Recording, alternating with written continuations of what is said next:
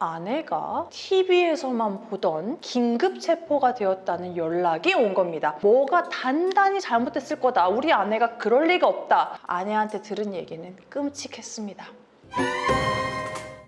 안녕하세요. 언제나 여러분의 입장에 맞는 맞춤 솔루션을 제시해드리는 양날의 변호사입니다. 오늘의 사연자분은요, 30대 후반의 남성분이십니다. 행복하기만 했던 결혼 생활에 조금씩 문제가 생기기 시작했으니 그게 바로 아내가 사업에 뛰어들면서 시작됐다고 합니다. 블로그랑 인스타그램 이런 거를 정말 잘 활용해가지고요, 파워 블로거 되고 SNS로도 협찬도 많이 받고 평소에도 그런 식으로 SNS 활용을 정말 잘하셨대요. 그런데 마침 아는 언니가 어떤 사업체를 운영하던 거를 더 이상 운영하기 힘들다라고 해가지고 어느 정도의 권리금만 주면 사업체를 다 넘겨주겠다 이렇게 됐던 거예요. 아내분이 평소에 SNS로 활동도 잘했고, 그리고 나는 왠지 사업을 하면 진짜 잘할 것 같다 라고 자신감이 있어 했기 때문에 우리 사연자분도 아내분이 사업을 하는 것을 적극 지지했다고 합니다. 잘 될까 싶었는데 처음부터 엄청나게 매출을 올리기 시작하더래요. 그런데 매출을 올리면 바로 백화점에 가서 명품 쇼핑을 그렇게 하더랍니다. 자기야, 아니 내가 명품 모르는데 이거 완전 비싼 거 아니야? 샤넬보다 더 좋다는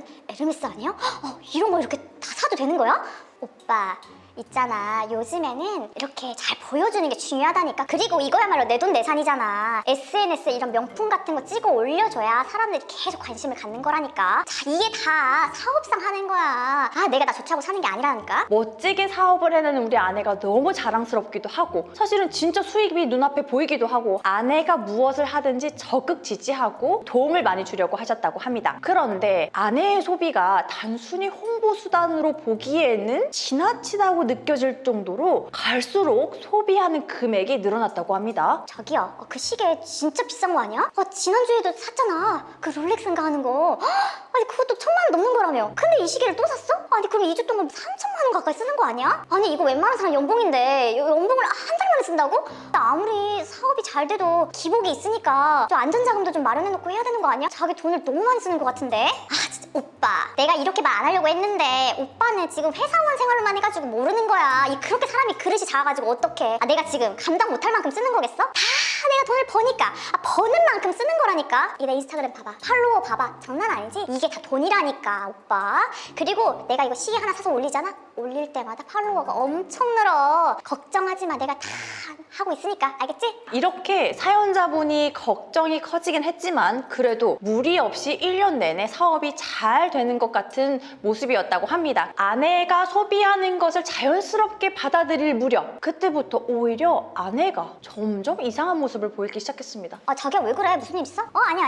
아까부터 전화가 오는데 왜 이렇게 안 받아? 아니야. 요즘 진상이 많아가지고 그래. 진상이야. 오빠 받지 마. 오빠, 내가 이거 시계랑 가방이랑 이런 거 좀 비싼 것들 내가 집에 놓는 게 조금 좀 불안해서 그렇거든. 그러니까 시댁에 좀 갖다 놓을까? 혹시 무슨 일 있는 거 아니야? 그런 게 아니고 우리 집에 고가품 놓기엔 좀 그래서 그래. 모아가지고 줄 테니까 일단 시댁에 좀 맡겨놔봐. 알겠지?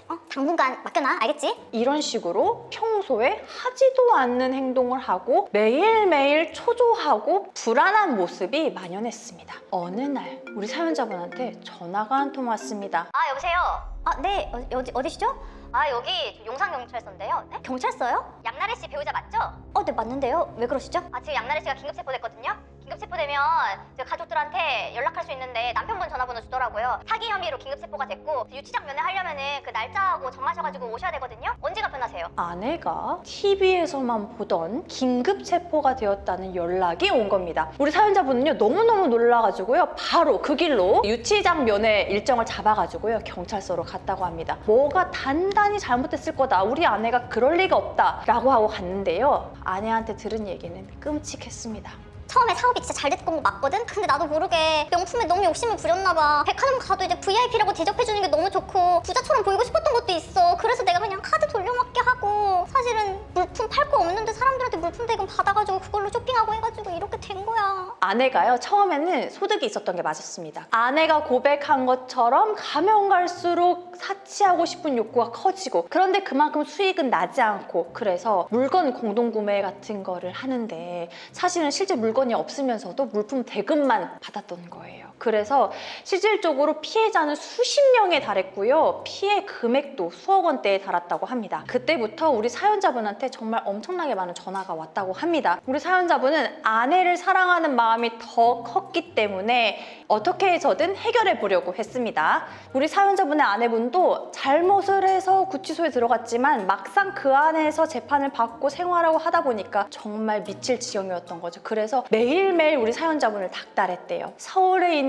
그 집 보증금도 빼, 사연자분의 부모님께도 부탁해가지고 돈 다 마련해 해가지고 정말 있는 돈 없는 돈 다 끌어다가 신용대출도 다 받아다가 우리 아내분의 채무를 대신 갚아줬다고 합니다. 그런데 너무나 일을 크게 벌리셔가지고 합의를 최대한 했음에도 불구하고 1년 6개월형을 받으셨다고 해요. 그래서 1년 6개월 동안 수감 생활을 했는데 그런 아내가 너무 안쓰러워가지고 일주일에 한 번 면회 갈 수 있는데 매주 빠짐없이 가가지고 아내랑 짧게라도 이야기를 하고 맨날 영치금 넣어주고 열심히 옥바라지를 했다고 합니다. 그렇게 1년 6개월이 지났습니다. 그리고 아내분이 출소하게 됐습니다. 우리 사연자분은요, 당연히 아내하고 같이 시골에서 내려가서 새롭게 출발할 거라고 생각을 했어요. 그런데 아내분이 조금 다른 모습을 보였습니다. 나 그 사업했을 때 막 물건 사놓고 막 이렇게 한 거 있잖아. 그런 거 다 정리를 해야 되거든? 그리고 그런 걸 조금이라도 남은 걸 정리를 해야 그걸로 시부모님 돈도 갚아드리고 하잖아. 그치? 그러니까 내가 길게는 아니고 3달 정도만 서울에 있다가 내려갈 테니까 조금만 기다려라. 응? 알겠지? 아내분이 서울에 계속 있는 게 좀 불안하기도 했는데 막상 또 그렇게 정리할 게 있다고 하니까 서울에 방도 작은 월세로 얻어주고요. 주말마다 가가지고 시간도 보내고 이렇게 했습니다. 그런데 우리 아내가요. 3개월이 지나도 시골로 내려올 생각도 하지도 않고 월세 방이 필요 없으니까 방을 빼달라고 하는 겁니다. 오빠, 우리 형편도 어려운데 내가 무슨 월세에 혼자 살아. 아는 언니가 혼자 사니까 그 집에서 당분간 신세 좀 지고 나 서울에 좀만 더 있다 갈게. 내가 너무 오래 감옥에 있었더니 서울에서 좀 쉬고 싶고 언니들이랑 좀 놀고 싶고 하거든. 그러니까 나 조금만 봐주면 안 돼? 월세를 뺀다고 얘기하는 순간부터 이거 뭔가 이상한 느낌이 든다. 주말에 함께 시간을 보내고 아내랑 헤어지고 지방에 내려간다고 해놓고 뒤를 밟았습니다. 왜냐면 아내가 분명히 그 언니 집에서 함께 산다고 했거든요. 그런데 우리 사연자분이 본 광경은 너무도 충격적이었습니다. 어떤 남자의 손을 잡고 그 집으로 들어가는 거예요. 이거는 누가 봐도 연인으로 보이는 모습이었답니다. 사연자분 바로 찾아갔습니다. 지금 뭐야? 이거 어떻게 된 거야?